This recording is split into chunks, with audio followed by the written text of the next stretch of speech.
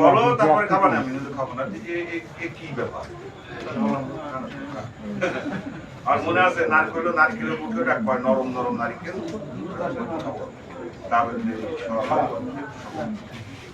সঙ্গে মেলা স্মৃতি আমাদের, সেই স্মৃতিটা আল্লাহ পাকের নিয়ম এটা।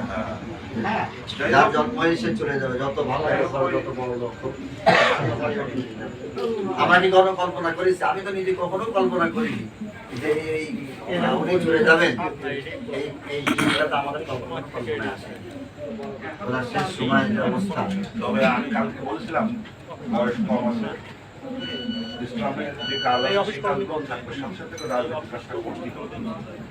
করলে কি হবে, এই নমিনেশন করার সময় তার লোকদের বেশি কথা বলার সুযোগ পাবে।